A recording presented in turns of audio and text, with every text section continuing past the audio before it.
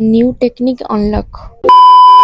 Hello guys, welcome to mini blog. ଆଜି ଥିଲା Saturday, କିନ୍ତୁ ଆଜି ଯାଉଛି ମୋ କ୍ଲାସ୍, କାରଣ କାଲି ହେଉଛି ଜାଗର।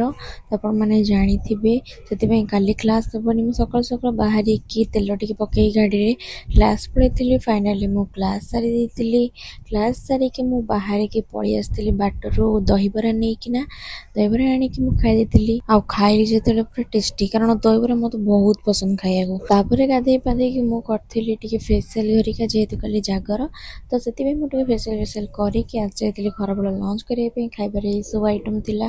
ପେଟ ପୁରା ଖାଇଦେଇକି ମୁଁ ଟିକେ ରେଷ୍ଟ ନେଇଯାଇଥିଲି। ତାପରେ ମୁଁ ପଳେଇଥିଲି ଡ୍ୟାନ୍ସ କ୍ଲାସ୍ ଆସିଲା ବେଳକୁ ମମି ତାର ମେହେନ୍ଦି ରଖିଦେଇଥିଲା। ମୁଁ ଟିକେ ମେହେନ୍ଦି ଘରେ ଲଗେଇଦେଲି, ଆଉ ମାମୁଣି ତାର ସେଲୋ ଟେପ୍ ଲଗେଇକିନା ମୋ ଆଙ୍ଗୁଠି ଚାରିପଟେ ମେହେନ୍ଦି ଲଗଉଛି। ୱା ଟେକ୍ନିକ୍ ପୁରା ଅନଲକ୍ ହେଇଗଲା।